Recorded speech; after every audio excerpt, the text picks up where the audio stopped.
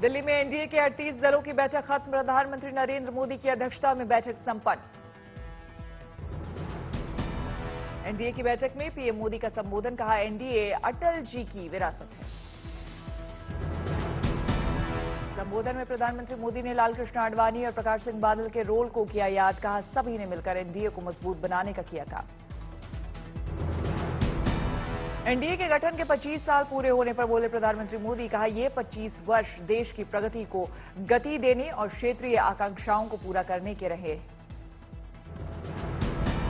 38 दलों को पीएम मोदी ने राष्ट्र निर्माण का दिया मंत्र। कहा, राज्यों के विकास से राष्ट्र का विकास, इस मंत्र को एनडीए ने निरंतर सशक्त किया है।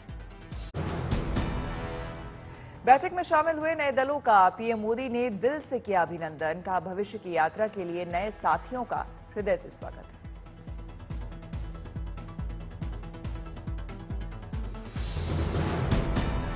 प्रधानमंत्री मोदी का विपक्ष की राजनीति पर तंज। कहा, हमने कभी नकारात्मक राजनीति नहीं की, हमने सरकारों के घोटाले उजागर किए, जनादेश का अपमान नहीं किया।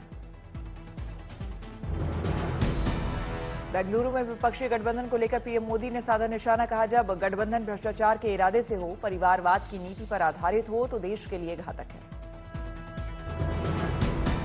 मेक इन इंडिया के साथ पर्यावरण पर बोले प्रधानमंत्री मोदी। कहा, भविष्य को सुरक्षित बनाने के साथ विरासत सहेज रहे हम, मेक इन इंडिया के साथ पर्यावरण की रक्षा कर रहे हैं।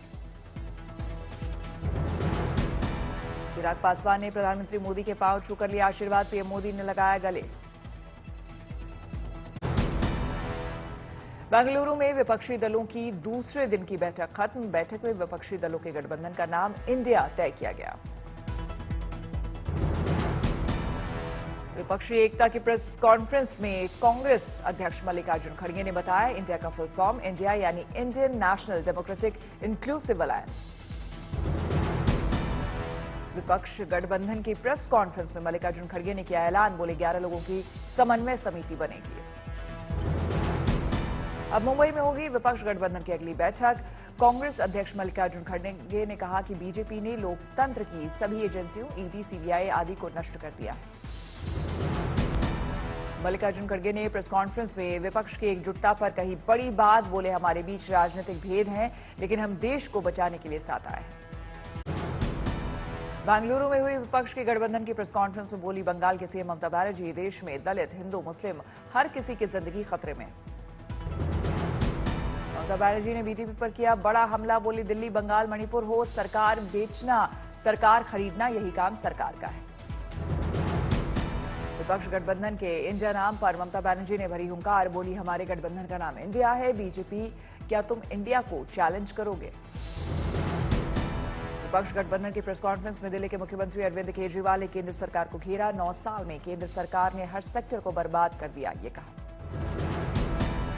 विपक्ष की प्रेस कॉन्फ्रेंस में राहुल गांधी ने कहा कि आज देश की आवाज को दबाया जा रहा है। राहुल गांधी ने इंडिया नाम रखने की बताई वजह। बोले, लड़ाई एनडीए और इंडिया के बीच है, मोदी और इंडिया के बीच में है। महाराष्ट्र के पूर्व सीएम उद्धव ठाकरे बॉलीवुड अंदाज में उन्होंने कहा, हम देश को बताने आए हैं कि मैं हूं ना, देश हमारा परिवार है, हम अपने परिवार को बचाने के लिए एकत्र हुए हैं। 2024 के आम चुनाव में बीजेपी को हराने के लिए विपक्ष के 26 दल आए एक साथ। आरजेडी बोली, अब प्रधानमंत्री मोदी को इंडिया कहने में भी पीड़ा होगी। टीएमसी सांसद ने भी ट्वीट किया, चक दे इंडिया। वहीं कांग्रेस सांसद मणिकम टैगोर ने लिखा, मैं इंडिया के साथ, क्या आप? 2024 चुनाव के लिए अपोजिशन पार्टियों की यूनिटी के लिए कन्वीनर बनाया जाएगा। किन मुद्दों को उठाना है और स्टैंड क्या होगा, इसके लिए अलग अलग ग्रुप बनाए जाएंगे। कन्वीनर के अलावा 2 से 3 ग्रुप बनाने का विपक्ष कर रहा विचार। इनके जरिए मोदी के खिलाफ उठाए जाने वाले मुद्दों पर फैसला लिया जाएगा। राज्यों में सीट शेयरिंग का फॉर्मूला तय करने के लिए भी विपक्ष बनाएगा ग्रुप। ये ग्रुप सभी घटक दलों के बीच कोऑर्डिनेशन का करेगा काम। न्यूज एजेंसी पीटीआई ने सूत्रों के हवाले से खबर, कांग्रेस चाहती है सोनिया गांधी बने विपक्ष की चेयरपर्सन। वहीं पटना में हुई मीटिंग में नीतीश कुमार को कन्वीनर बनाए जाने का कुछ लोगों ने रखा था प्रस्ताव। अगर सभी पार्टियां इस पर होती हैं राजी, तो कांग्रेस भी इस प्रस्ताव को मानेगी। बार विपक्षी कुनबे को और मजबूत बनाने के लिए 8 और दलों को भेजा गया था न्योता। इन नई पार्टियों में केडीएमके और एमडीएमके 2014 में थी बीजेपी की सहयोगी।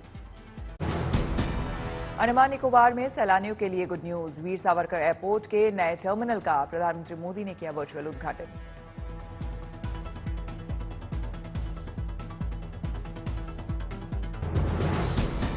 पोर्ट ब्लेयर के वीर सावरकर इंटरनेशनल एयरपोर्ट का नया टर्मिनल 40,800 वर्ग मीटर में फैला है। बनाने में लगे हैं 710 करोड़ रुपए। नए टर्मिनल बनने से एयरपोर्ट से हर रोज 4,000 की जगह करीब 11,000 पर्यटक आ जा सकेंगे। एयरपोर्ट से आ जा सकेंगी ज्यादा फ्लाइट।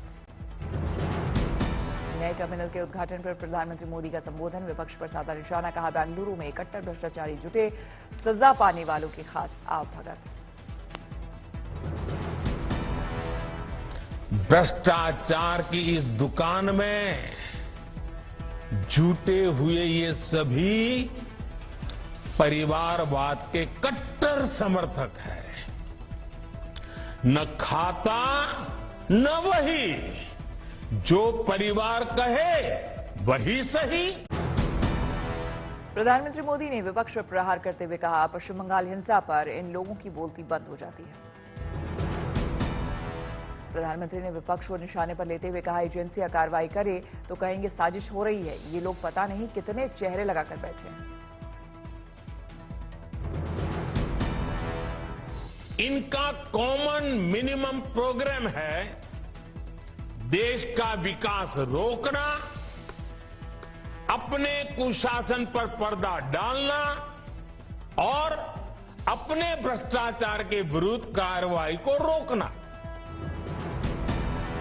प्रधानमंत्री मोदी 27-28 जुलाई को जाएंगे गुजरात। राजकोट के नए एयरपोर्ट का लोकार्पण करेंगे।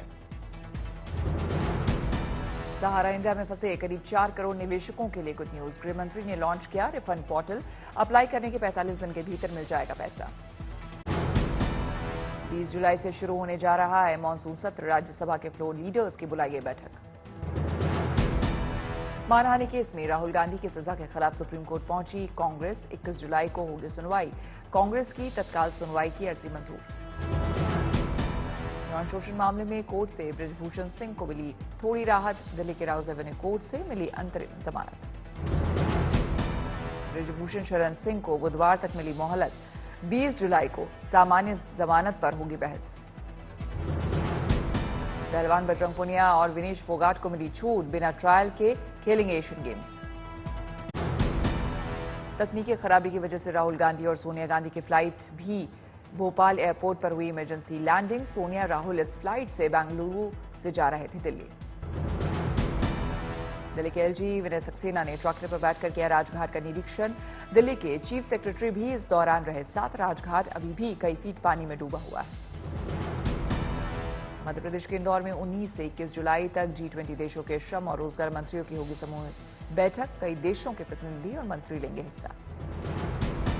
भारत सरकार के स्वास्थ्य और परिवार कल्याण मंत्रालय की इकाई ने न्यूट्रिएट ऐप किया लॉन्च। न्यूट्रिएट ऐप लोगों के खाने की आदतों को मापने और बदलने में करेगा मदद। चंद्रयान 3 को एक और ऑर्बिट तो ऊपर पहुंचाया गया। ये स्पेसक्राफ्ट 5 अगस्त को चंद्रमा की ऑर्बिट में पहुंच जाएगा। 23 अगस्त को चंद्रमा पर करेगा लैंड। पाकिस्तानी सीमा हैदर और सचिन के पिता से फिर एटीएस ने की पूछताछ। इस बीच सीमा हैदर के सामने आए कई राज। सीमा हैदर का पाकिस्तानी पहचान पत्र भी जांच के दायरे में। यह पहचान पत्र 20 सितंबर 2022 में किया गया था जारी। एटीएस को शक कि सीमा को किया जा रहा है गाइड। सीमा के परिवार का जुटाया जा रहा ब्यौरा। सीमा को लेकर बड़ा खुलासा। सीमा का भाई पाकिस्तानी आर्मी में करता है काम। पाकिस्तान के कराची में पोस्टेड है सीमा का भाई। सीमा से होती है बातचीत।